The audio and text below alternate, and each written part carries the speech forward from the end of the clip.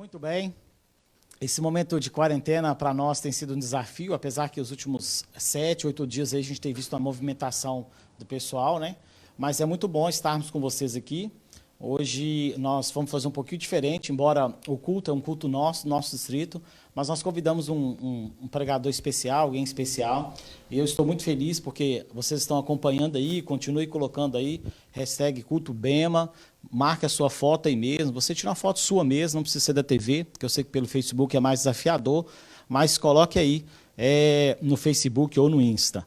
Estou muito feliz essa manhã também, para você, pode vir aqui, Pastor Pedro. Pastor Pedro está conosco, ele que vai ser o convidado, ele que é o convidado especial desta manhã, e ele vai abrir a palavra de Deus nessa manhã. Pastor Pedro, que bom que o senhor está conosco aqui. Eu sei que a semana toda está sendo um desafio para você ali. Você está falando ali, introduzindo, né, o tema da Semana Santa, junto com o pastor Vini.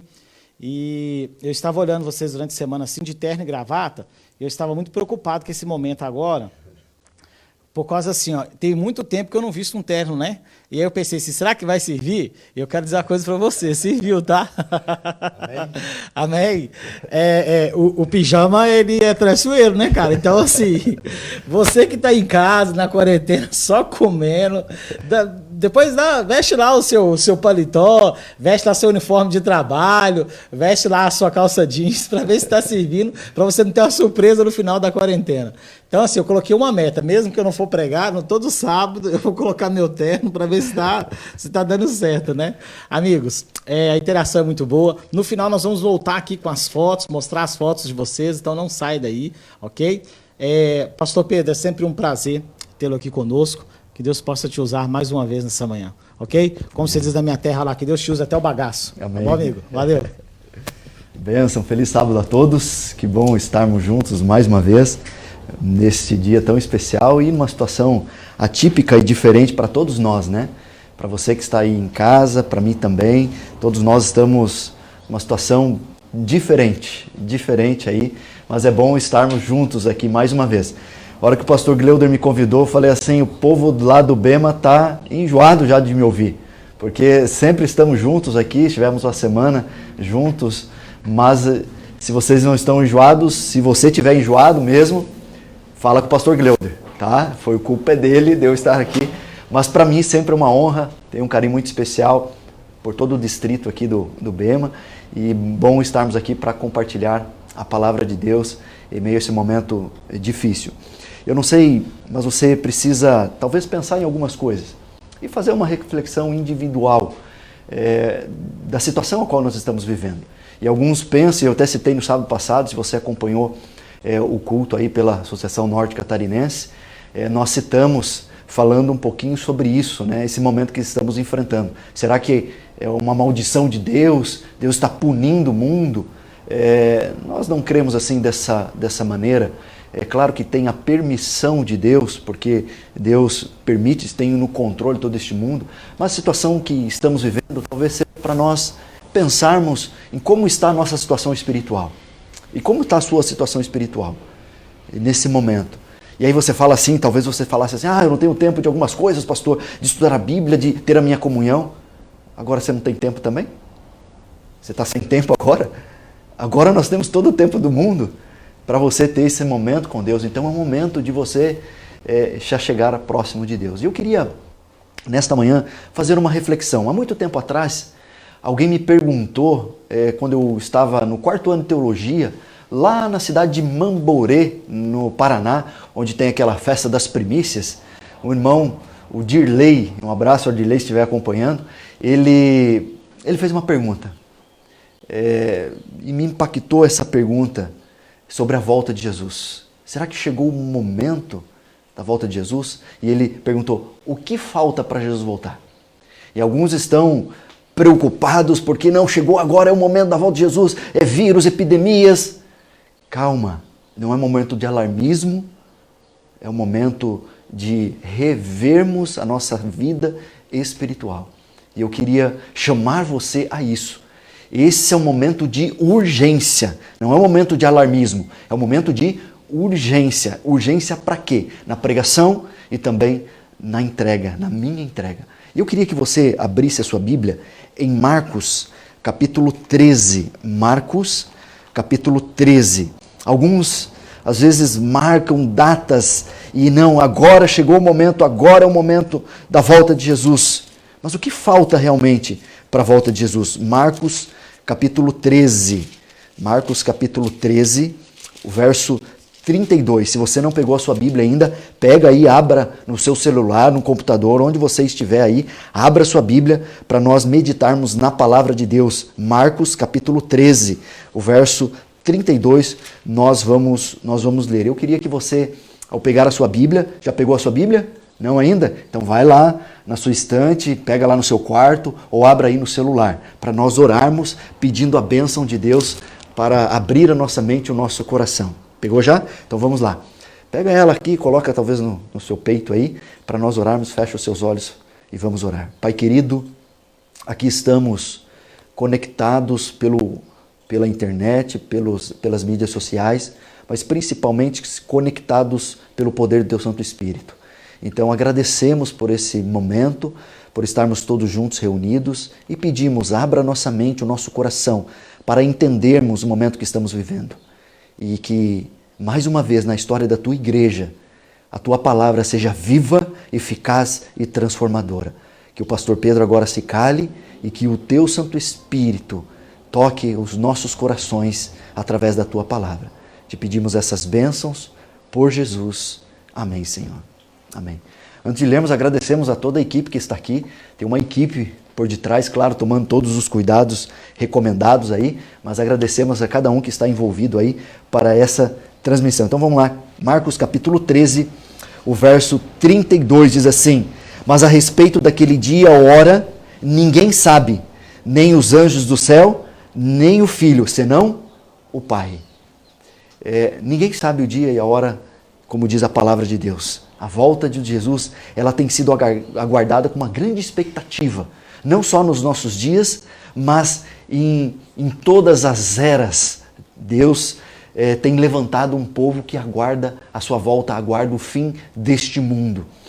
Mas eu quero dizer para você que eu descobri quando Cristo Jesus vai voltar para você. Sabia disso? Eu queria fazer aqui uma predição. Queria chamar o pastor Gleudo aqui. Vem cá aqui, pastor Gleudo.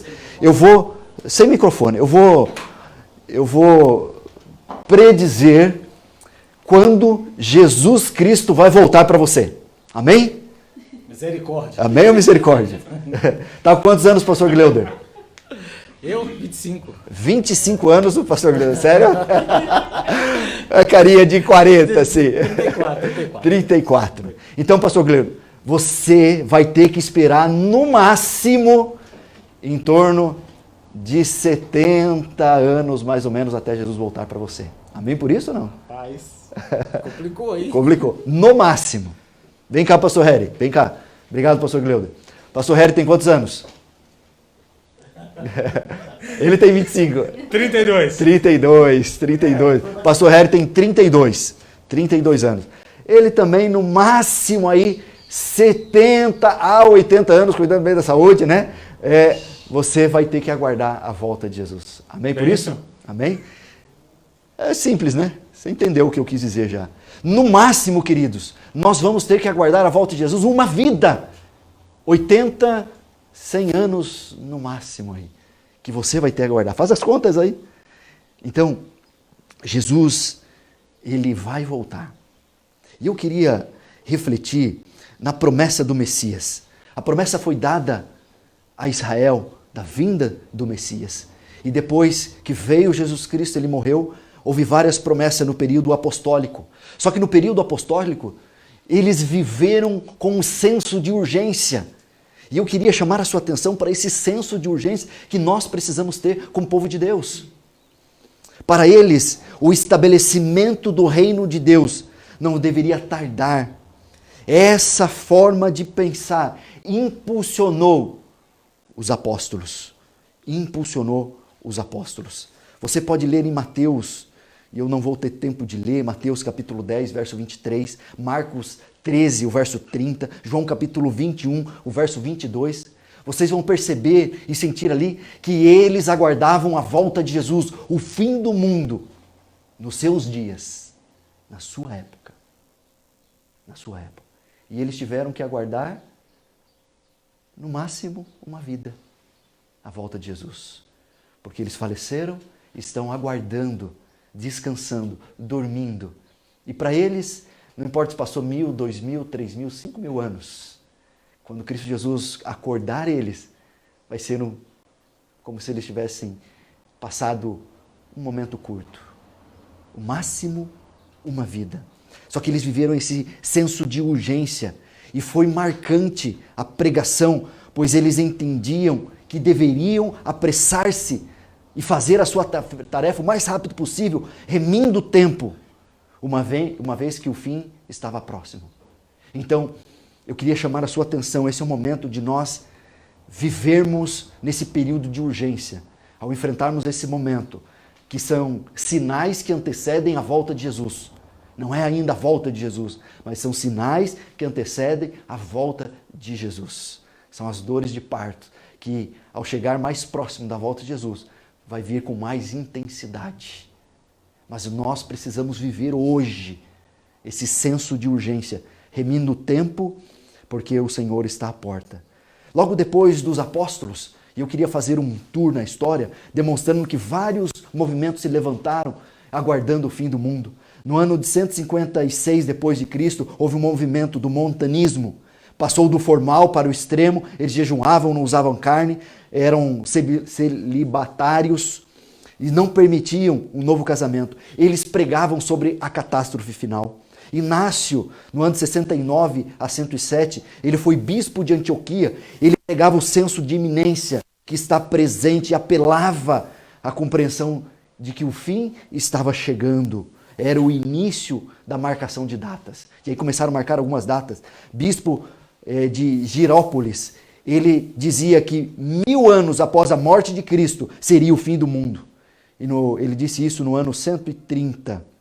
E depois disso, não haveria misericórdia. Ele pregava sobre isso. Hipólito de Roma marcou data específica do ano 500. Seria a volta do Senhor Jesus, seria o fim do mundo.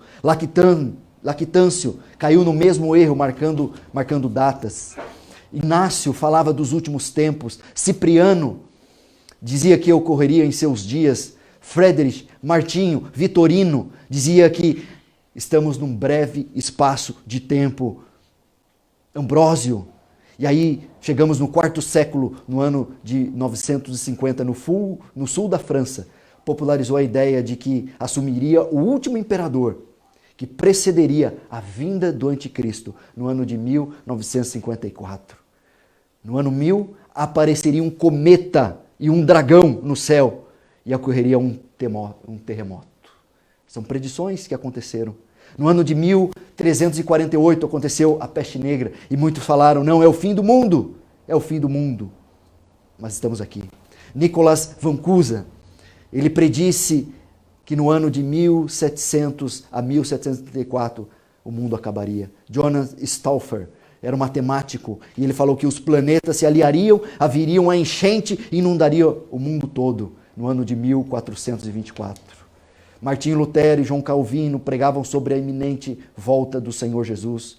Michael Stieffer, no ano de 1486 a 1567, ele era um matemático e ele desenvolveu um sistema cabalístico das 8 horas do dia 19 de outubro de 1533. Ele reuniu multidões dizendo que Cristo voltaria, o fim do mundo acabaria nas 8 horas, 19 de outubro de 1533. Mas muitos perderam colheitas e ele foi levado a julgamento, cobrando os prejuízos dele. Theodor Bibelin, Andrés Musculus, Roger Latimer, John Napier, William Seymour, Cotton Mather, todos eles pregaram sobre a volta de Jesus e alguns deles marcaram datas específicas. Terremoto em 1780, cometa e outras evidências no dia 19 de maio, o escurecimento do Sol e da Lua. E muitos pensaram, através do cometa Biela e as estrelas, que a volta de Jesus ou o fim estava próximo. Em Santa Rosa, lá no Rio Grande do Sul, 4 mulheres enlouqueceram. Em Jundiaí, uma mulher se atirou no poço com medo desse dia. Em Santos, ao sair da igreja, morreu uma pessoa e no atestado de óbito estava impressão causada pelo terror do cometa Biela. José Wolff, James Sharman, John Hobson, Guilherme Miller, Joseph Himes, J.N. Andrews, todos eles aguardavam a expectativa da volta eminente do Senhor Jesus nos seus dias, na geração deles. Entramos no século 21, Jim Jones, na Guiana Inglesa, 900 pessoas tomaram uma mistura de laranja e sinueto e morreram. Eles pregavam sobre o fim do mundo. Booth Monge, David Koresh, em 1993, 75 pessoas morreram queimadas pelo fogo purificador de David Koresh. No ano 2000, tivemos aí, talvez entramos já naquilo que nós conhecemos, a profecia de Nostradamus, a profecia maia de 21/12/2012. Mas estamos aqui. Mas veja, queridos, só em 2012 nós tivemos 234 mil pessoas mortas, 200 milhões de pessoas afetadas, não por vírus, não por enchentes, mas por tsunami, que acabou consequentemente trazendo enchente, só no ano de 2012. Eu não sei se você sabia, mas nós enfrentamos a maior seca, as maiores enchentes, as maiores erupções, os maiores furacões e maiores terremotos dos últimos 100 anos foram nas nossas épocas ou nas nossas décadas. A temperatura aumentou em torno de 3,5 graus. A cada ano ocorrem 6 tsunamis no mundo. A última década concentrou as 50 das 180 maiores enchentes dos últimos anos. Tsunami no Japão, enchente, fome, terremoto, furacão, enfim, Indonésia. E você pode relembrar vários outros acontecimentos. Então, o momento que nós vivemos faz parte de um desses sinais da volta do Senhor Jesus, que vai se intensificar cada vez mais. E nós percebemos, fazendo um relato da história, quanto isso tem aumentado e tem se intensificado, e vai aumentar e vai se intensificar. Isso que nós estamos passando vai passar. Por isso que precisamos viver com esse senso de urgência. Não é sensacionalismo, não quero ser aqui sensacionalista, mas é o senso de urgência. O cristão deve aguardar o segundo advento e, consequentemente, o fim da era de pecado.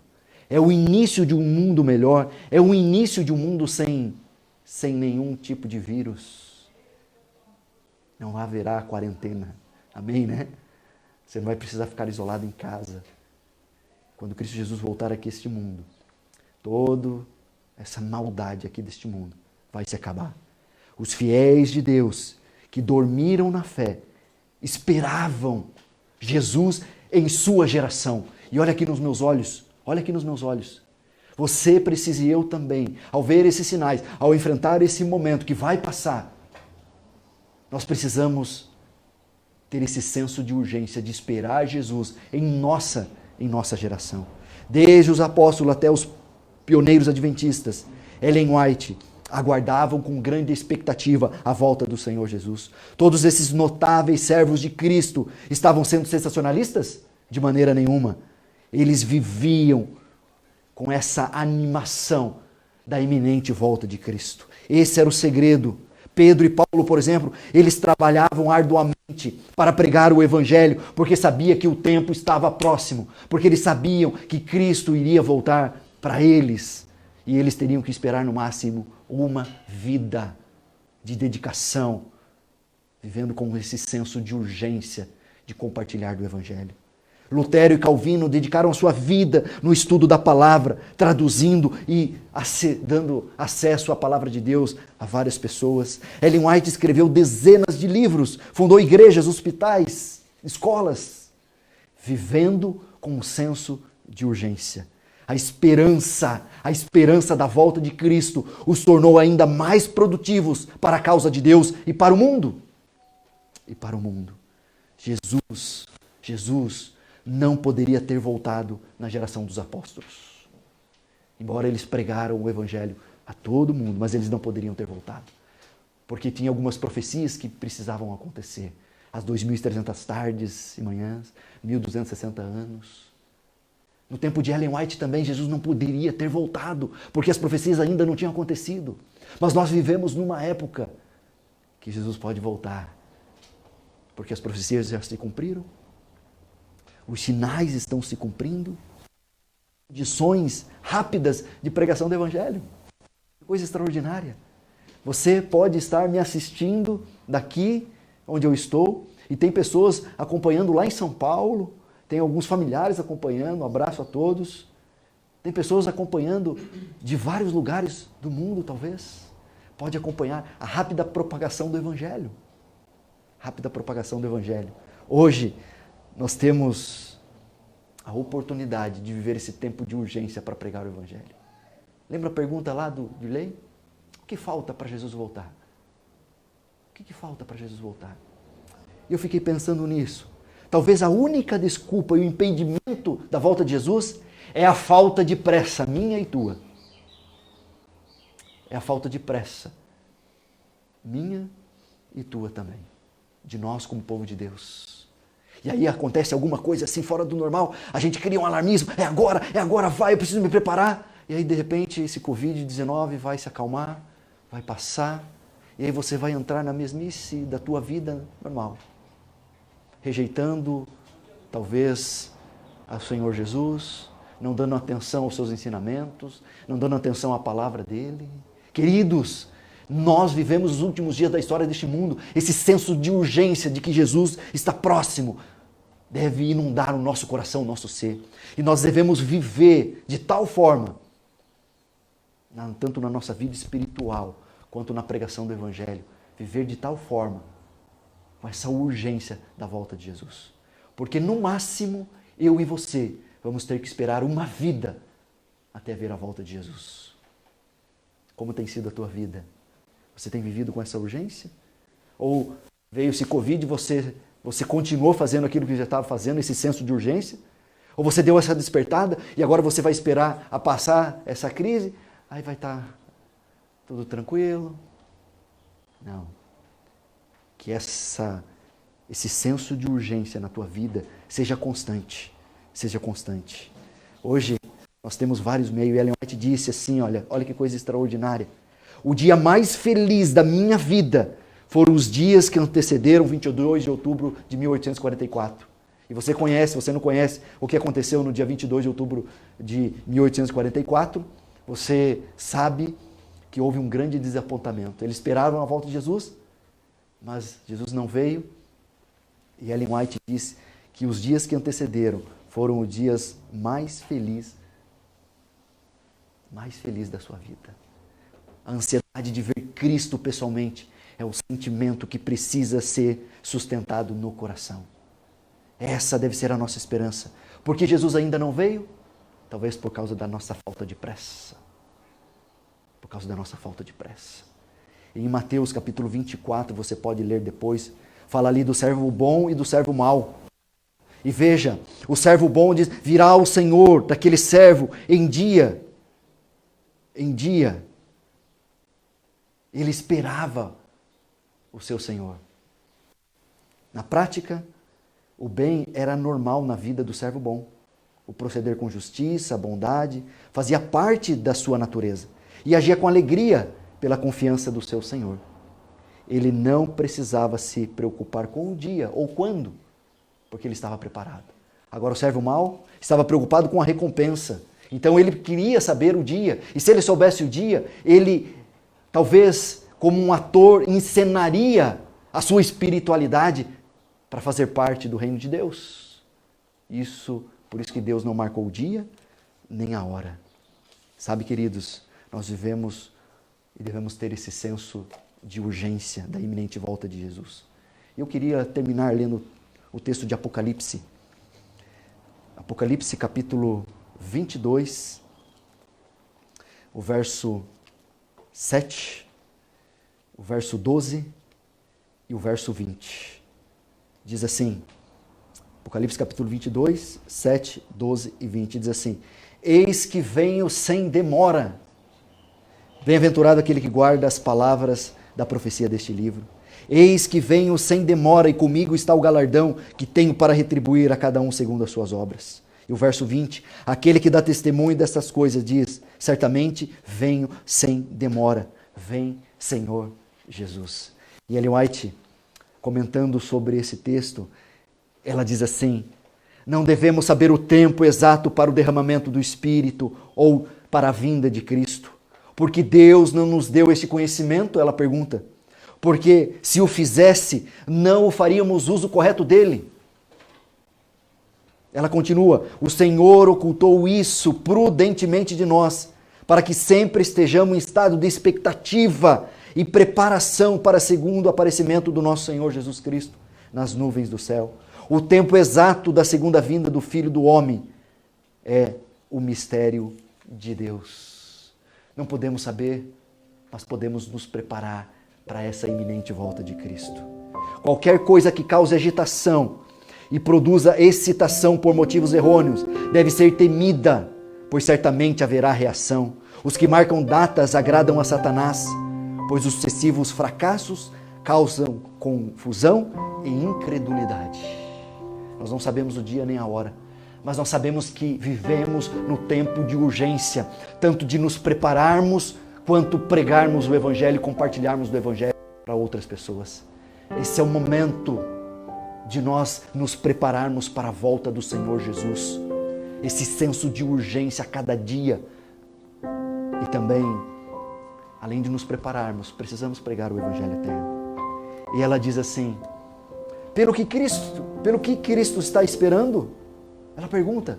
Ela diz: Cristo aguarda com frequente desejo a manifestação de si mesmo em sua igreja. É isso que ele aguarda. Então talvez falta a pressa de nós nos prepararmos e nos entregarmos e refletirmos o caráter de Cristo. Porque quando fizermos assim, quando o caráter de Cristo ser reproduzido perfeitamente em seu povo, então virá para reclamá-los como seu. E ela termina assim: todo cristão tem o privilégio não somente de esperar a vinda de nosso Senhor, como também de apressá-lo. Só estaremos seguros, queridos, em meio a essa crise, se esperarmos a volta do Senhor Jesus com esse senso de urgência. Aproveite esse momento que você está em casa. Você tem tempo. Tire tempo para Deus. Pare de ficar compartilhando coisas que não edificam. E se prepare para a volta de Jesus. Se prepare para o retorno de Jesus. Este é o momento da tua preparação. Mas não somente se prepare, mas pregue o Evangelho eterno. Apresse a volta do Senhor Jesus, para que possamos ver logo o Senhor Jesus voltar nas nuvens do céu. Esse é o desejo do meu coração. Eu tenho certeza que é o seu desejo. Quer ver Jesus voltar? Se prepare. Entregue a tua vida e pregue o Evangelho eterno. E juntos, logo, logo, estaremos nas mansões celestiais. Na quarentena celestial. Estaremos juntos. E eu convido você, nesse momento, a entregar a sua vida e o seu coração ao Senhor Jesus. Expresse talvez a sua decisão aí nos comentários, dizendo: eu quero ver Jesus voltar. Eu quero me preparar para a volta de Jesus. Quero entregar a minha vida e eu quero também pregar o Evangelho eterno. Nós vamos ouvir uma música especial. Enquanto você faz essa reflexão individual, se prepare para a volta de Jesus. Abra sua mente, abra o seu coração e se entregue a Ele e pregue o Evangelho eterno. Ouça essa música especial. Tantos são teus afazeres que te esqueces de Jesus, desprezas o estudo e a oração. Ou estarias pronto e repleto de emoção, se hoje encontrastes com Jesus. É real teu desejo de vê-lo voltar, tua sede Salvador. São teus lábios louvor, é tua vida amor. Queres mesmo ver Cristo voltar?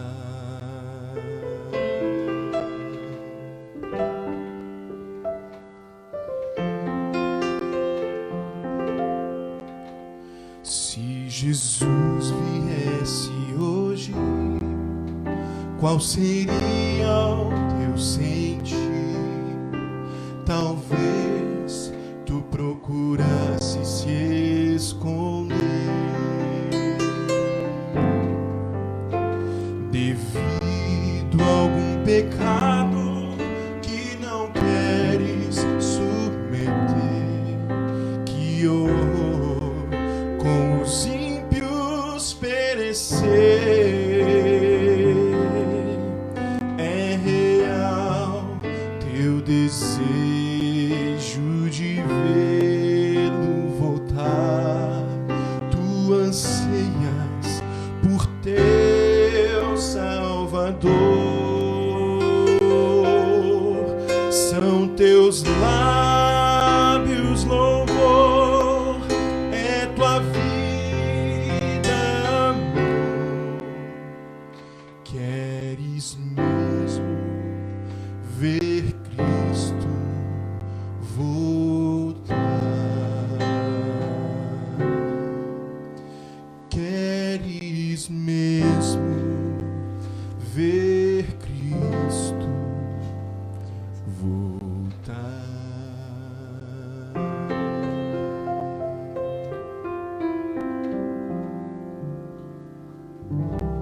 Amém.